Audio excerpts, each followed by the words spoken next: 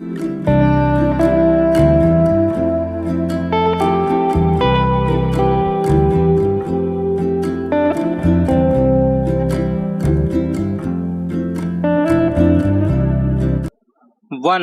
2, 3 start.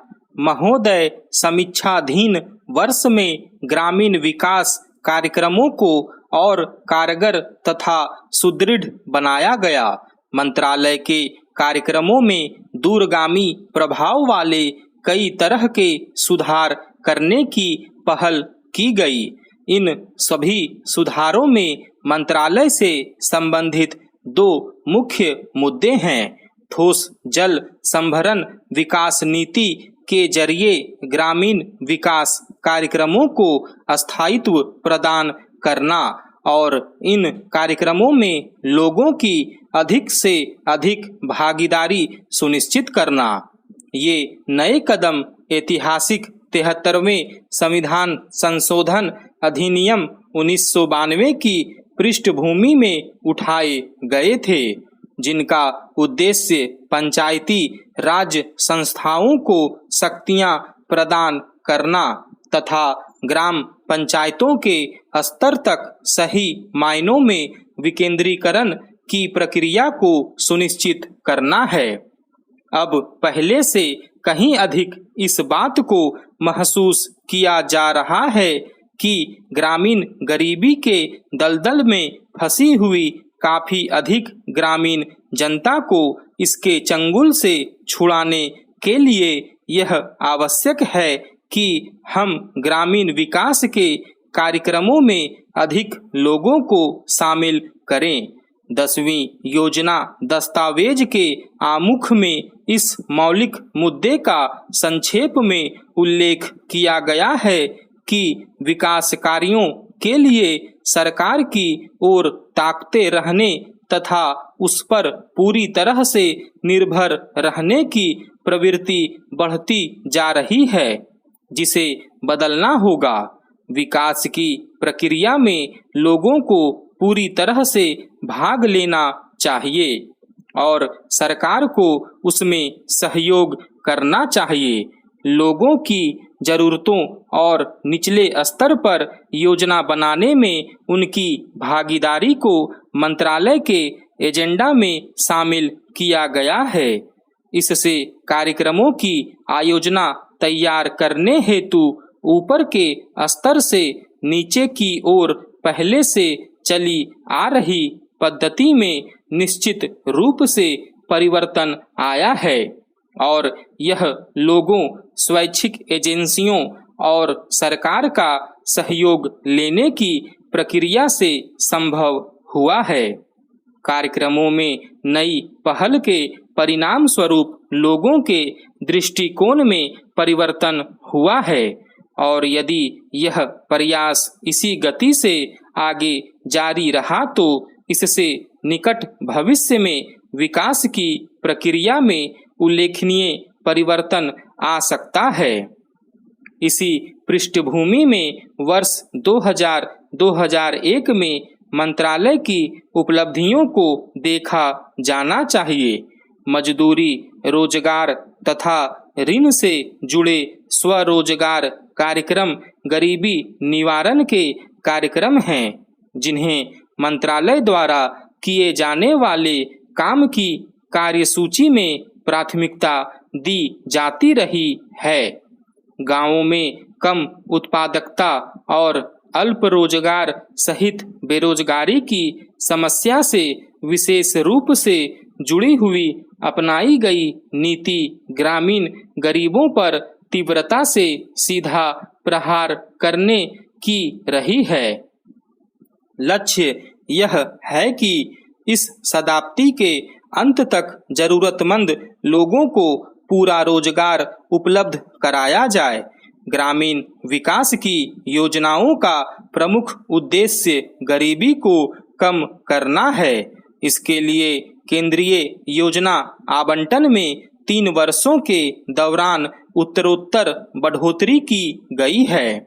ग्रामीण विकास मंत्रालय के लिए 2001-2002 में 7010 करोड़ रुपये का परिव्यय रखा गया है, जो कि देश में ऐतिहासिक तथा सबसे अधिक आवंटन है। महोदय, बढ़ाई गई इस धनराशि से ग्रामीण विकास के लिए सरकार की इस चिंता और इच्छा शक्ति का पता चलता है कि वह आर्थिक उदारीकरण की प्रक्रिया के जरिए और बिचौलियों के द्वारा उत्पन्न हर संभावित प्रतिकूल परिस्थिति से बचने के लिए बाजार ढांचे में सुधार लाकर ग्रामीण गरीबों को सुरक्षा प्रदान करना चाहती है। मंत्रालय के कार्यक्रमों में इतना अधिक निवेश पहले कभी नहीं किया गया है। इससे वास्तव में ग्रामीण गरीबों को प्रभावी सुरक्षा मिलेगी। बड़े पैमाने पर बेरोजगारी और अल्प रोजगार की समस्या से निपटने के लिए नई नई नीतियां तथा कार्यक्रम तैयार किए गए हैं। इन कार्यक्रमों का ध्यान विशेष तौर पर विशिष्ट पिछड़े क्षेत्रों और कृषि मजदूरों, मुक्त बंधुआ मजदूरों, छोटे और सीमांत किसानों, कारीगरों, अनुसूचित जातियों तथा अनुसूचित जनजातियों आदि जैसे उपेक्षित वर्गों के विकास पर किया गया है। संक्षेप में, इन कार्यक्रमों का उद्देश्य गरीबी की प्रचंडता को कम करना तथा उसका उन्मूलन करना है। जवाहर रोजगार योजना एकमात्र सबसे बड़ा रोजगार कार्यक्रम है। इसके अलावा गहन रोजगार योजना उन अत्यधिक पिछड़े 120 जिलों में शुरू की गई है जहां बेरोजगारी और अल्प रोजगार की समस्या काफी अधिक है, जहां लोग रोजगार की तलाश में अन्य स्थानों पर पलायन कर जाते हैं और जहां प्राकृतिक संसाधनों की काफी कमी है।